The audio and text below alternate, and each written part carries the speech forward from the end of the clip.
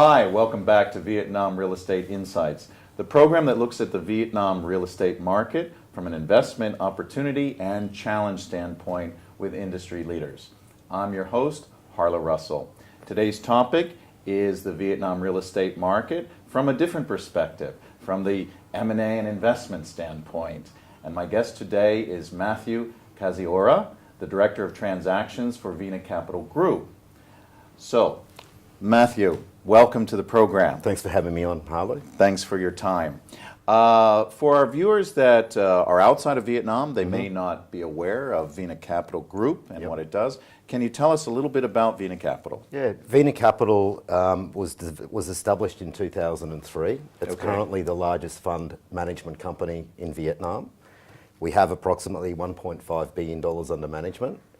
The various funds that we manage, we have an infrastructure fund, private equity fund, a venture capital fund, and more importantly, a real estate fund. It's worth about $600 million that we raised the money for back in 2007 on the AIM market in London. And we're currently, it was subject to a 7-year closed-end fund.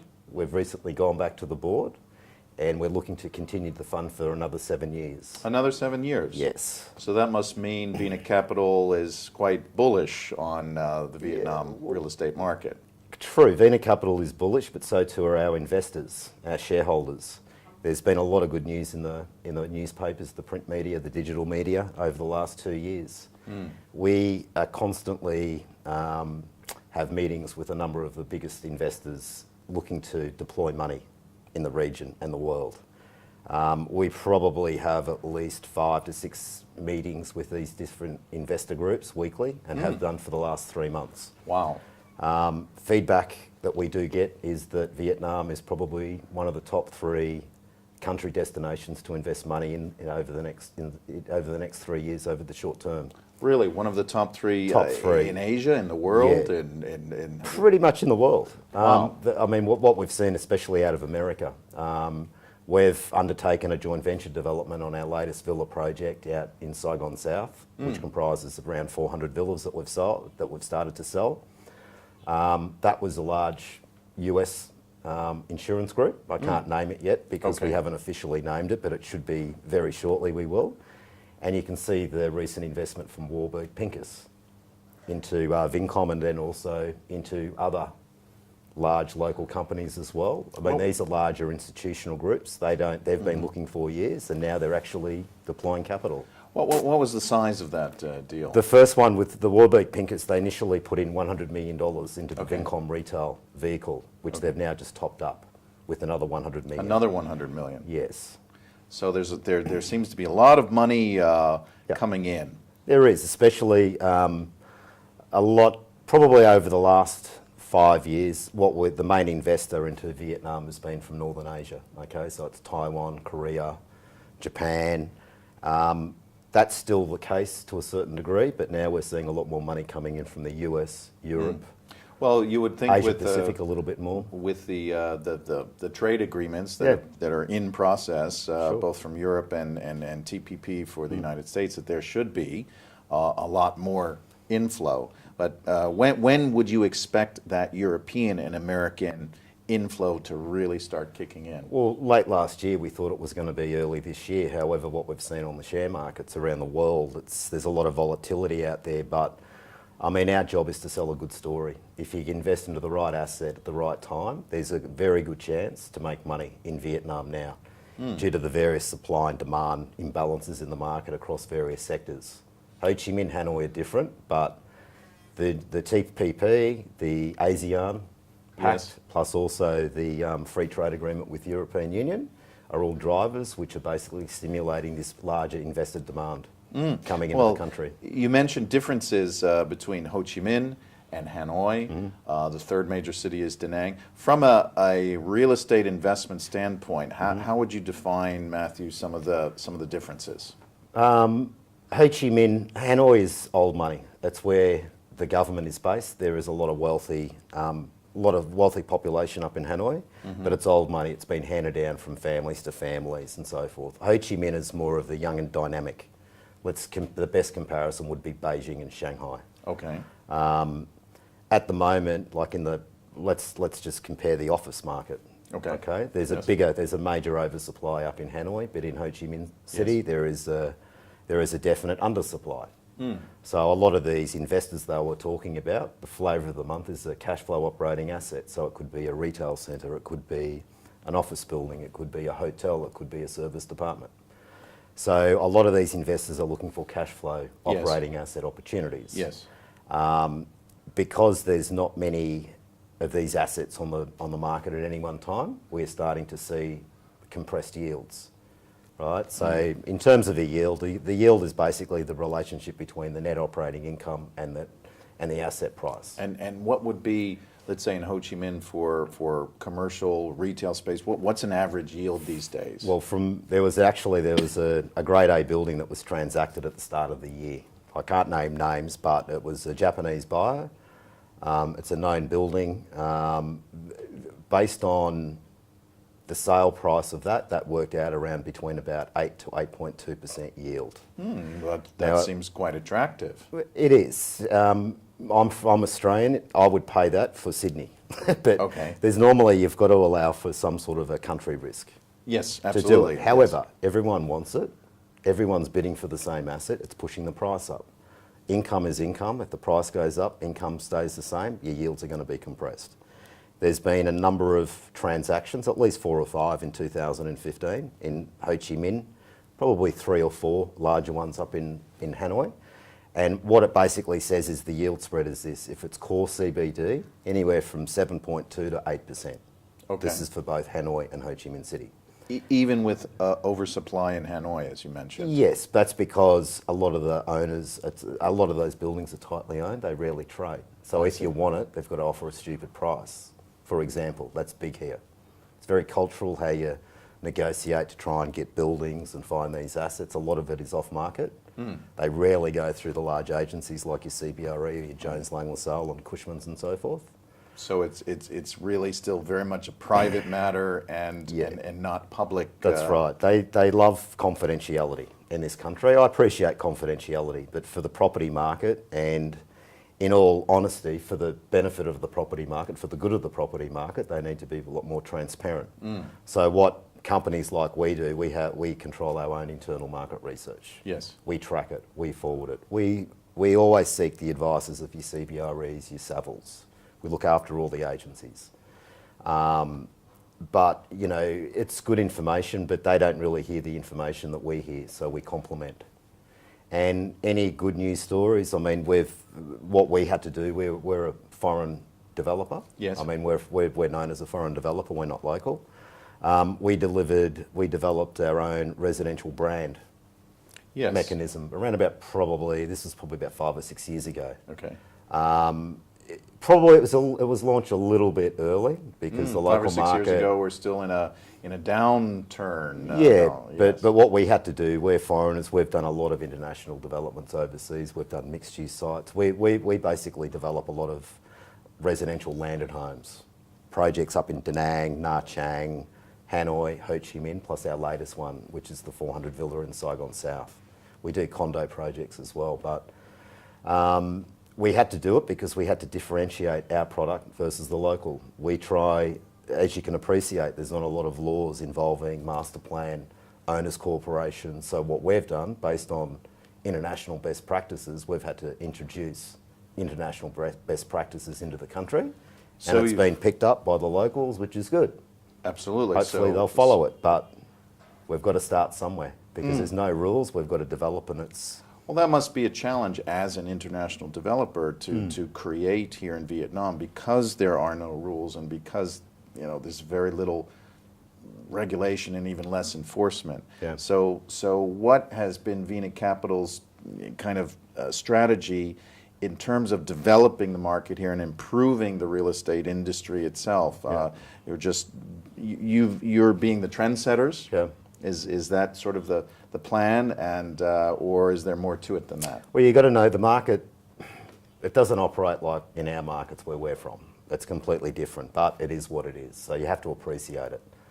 It's all about, from a development point of view, it's developing the right product at the right price at the right time. So you've got to do market research, Yes. find out what the buyers want. Recently, we've been entering into a little bit of focus group studies. I like it. Of domestic buyers or foreign buyers? Domestic buyers, Okay. because 99% of everything that we develop is sold to Vietnamese. However, very recently, Yes. because of the uptake of the new law, Yes. a lot of the interest, specifically out of the region, to potentially invest into Vietnam has increased, and we've probably transacted around 25 homes in the last 3 months. To Foreigners. Foreigners. Basically, these would be from Singapore, Hong Kong, Taiwan, 1 Israeli, 2 from Germany. Interesting. Well, of course, our viewers, many of them are outside of Vietnam, considering, should I put money into the Vietnam residential or commercial space? So this is very important. It sounded like, again, it's still small. There's a lot of interest, but the actual transactions are fairly small, and mostly it sounds like Asian investors. Yes, at the moment, but there's a lot of returning US vets and Australian. They love this place, and they come back. They might find a local wife or so, and Yes. they invest here. They like it, which is good. So we've got to encourage that. Well, absolutely, if you have ties to Vietnam Yeah, in some way, for particularly sure. a spouse, it can make a lot of sense. But for our viewers who are pure investors and can put their money literally anywhere, what are some of the gotchas currently about investing in Vietnam, and are there any workarounds for them? Yeah. Based on what's the current laws in place, there's still a couple of uncertainties Okay, that what foreign buyers What are they? need certainty. One is the visa. I mean, under the law, if you have a valid visa, at the day that you transact an SPA, a sale and purchase agreement, they make sure they check your passport, that you got a visa. That's easy. But it's what about the re-entry? So what a lot of the bigger property groups, including companies like ours, we're trying to lobby the government to make it more realistic, make it more convenient. It's the 21st century, it's got to be a lot easier. So explain one. that. What would be the gotcha there in terms of our viewers who may not be familiar with visa and re-entry, et cetera? At the moment, they're a little bit tight on the visa, and you know the amount of inbound international tourism has been reflective of this over the last 12 months. The last Yes, 12 it's been months was down. below 2014, where it was expecting to be 10% above it. When Vietnam is competing with Bangkok, you get automatic 30-day entry. As soon as you leave, you can come back in the next day. The current visa arrangement at the moment, they don't really issue the multi-purpose entry, the multi-entry visa.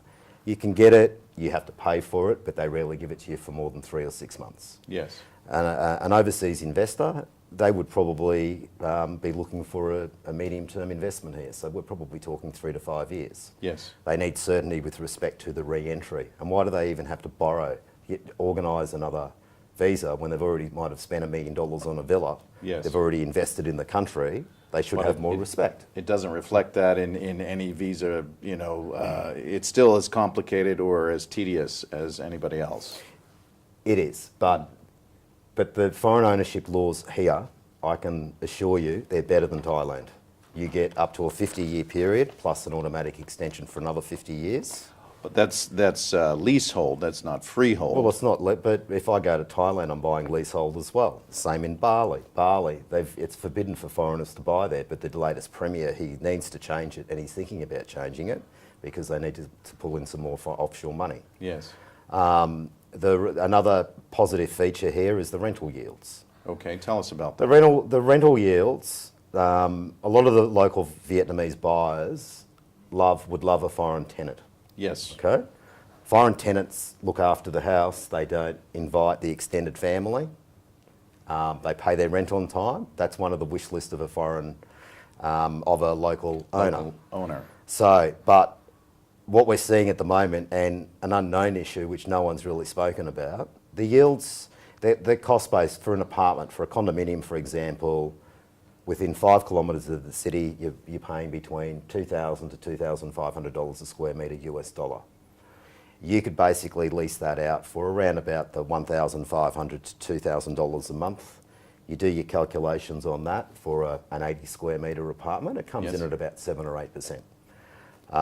The problem with the market is there's around about, let's say there's 50,000 foreign expats. Yes. They all rent, some of them buy, a lot of them rent. Yes. But what we do need to see to make sure that this is sustainable moving forward is for the local Vietnamese to start renting. Because they're starting to, the young generation need to leave home like we did probably a long time ago and what's used to in the West. Here they tend to, they're very family centric. Yes. So that's an unknown. So you've got to make sure that if you go and look for something, you've got to find out, make sure that it's leasable. Right. Therefore, facilities, make sure it's convenient. You can get onto the main highways quickly. It's close to shopping facilities. It's relatively close to work. Traffic, if anything, is only going to get busier. Correct. A lot of bicycles are now a lot of motorbikes. And now the motorbikes, we're starting to see some substantial increase in the amount of private vehicles purchased.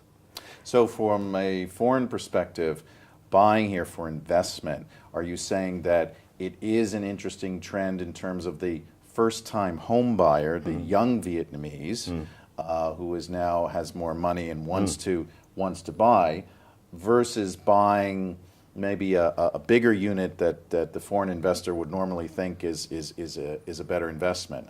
What kind of advice would you say, or where would you target our viewer to consider in terms of pure investment, let's say in Ho Chi Minh? Ho Chi Minh City, I mean, for a condominium or landed property? Probably Well, let's both. start with a condominium. Condominium is a lower entrance price, so we're probably talking anywhere a deal value from about $80,000 to probably $250,000. Right.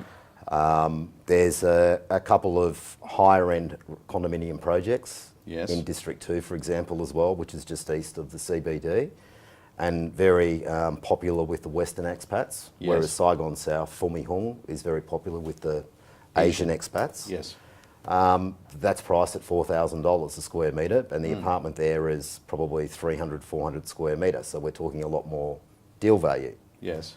But there's a lot of supply going out into District 2, and in the next couple of years there's probably at least another 10 to 12,000 apartments to be developed on top of the 20 that's probably just gone out in the last 8 Well, months. on that note, you know, in residential property, Vietnam's gone through at least 2 clear bubbles in the last couple of years. So with the increase in the residential property market, do you think we're in the beginning of a potential bubble? There's a lot of consensus about this. It's all, from our perspective, it's how deep is the market? How many buyers are there?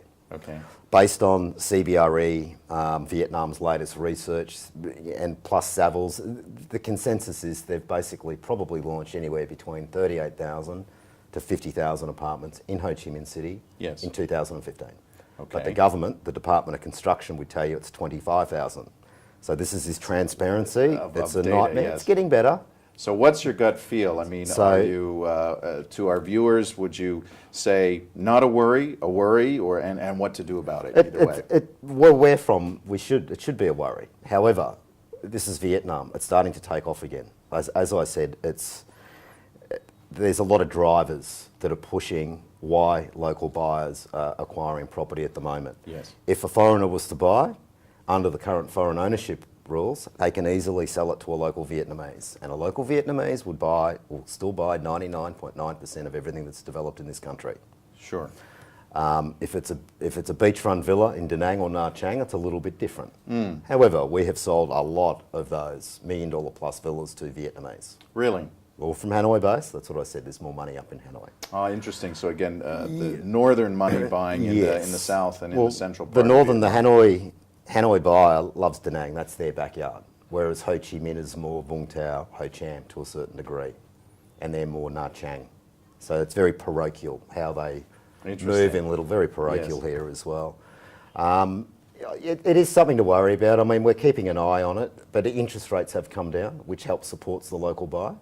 Well, our next guest actually is one of our banker friends. We'll be talking about mortgages, but do you see the Vietnamese that you're selling to, are they still buying primarily all cash or starting to use mortgages? Probably 80% would be cash, but the amount, the banks have now picked up their game. They can see that they can potentially make money by charging fees instead of just relying on interest, like interest earned off a client as their bank profit, like they do in the West.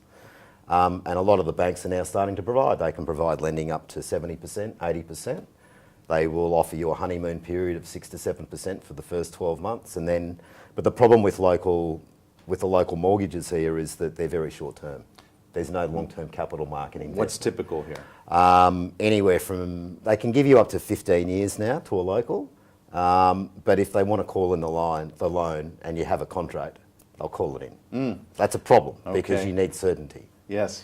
Well, last question for today. What would you say as an international developer, what are some of the unique challenges that VinaCapital has and is faced in Vietnam, and what's the solution for that for VinaCapital?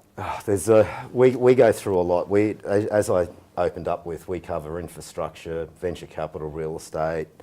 I mean, at the moment, it's very difficult to locate a development site. In terms, I mean, that 400 villa project that we're doing out at Saigon South, that's on about 13 hectare. There's probably 2 or 3 13 hectare sites available that are as amalgamated, cleared, compensated and zoned for that, right? That's one issue. Another issue is the time it takes to get approvals through. There are so many different departments you've got to go through. Instead of one central person, no, everyone's got to have a say on it. It's very painful. It's getting better. The government's trying to make it a better environment, but it is what it is. This is Vietnam. It's not Singapore. A lot of the Singaporean developers come in they want Singapore standards. They can't get it, and they're upset. Well, this isn't Singapore. Vietnam will be Singapore in probably 70 years. They asked me How long? 70. 70. And they asked me when are we going to catch up with London? I'll probably say never. Right? Because it's slow. And with the foreign ownership laws, what I can say is the government have been listening. There's a lot of large property groups here, a lot of very smart legal people that we've all been getting together to try and lobby the government to go a certain way for the benefit of the local people. But we're developers, we're here to make a buck at the end of the day as well. But they've given 50 years. A lot of other countries, it's still leasehold, it's only 30 years. They don't want to give everything away at once. I'm sure they will amend the foreign ownership laws based on feedback from the first pilot 12-month period to make it better. And they probably will. They want certainty. And another thing is another unknown, which is very important for the offshore buyer, is how to get the money back out of the country once it's in. Yes. Well, so there's still a lot of unknowns. A lot of unknowns, but generally speaking, VinaCapital is relatively bullish on Vietnam. Well, we do that, but the way that we've been getting money in and out of this country, and it's all perfectly legal, is through shareholder loans. Okay, registered with the State Bank of Vietnam, but for a private residential deal, it's a little bit smaller. But that's the certainty that you need, that they need to address more better to make the offshore buyer a lot more comfortable investing money. Wow. Well, Matthew, thank you so much. That's a lot of information. I think we need to have you back and continue the conversation. That concludes our interview with Matthew Koziora, the Director of Transactions for VinaCapital Group. Thank you for watching, and thank you for your time and expertise. We hope you've enjoyed our conversation today and have found it valuable. Please look at our other interviews on Vietnam Real Estate Insights and come back to view us. I'm your host, Harla Russell. Thank you and all the best.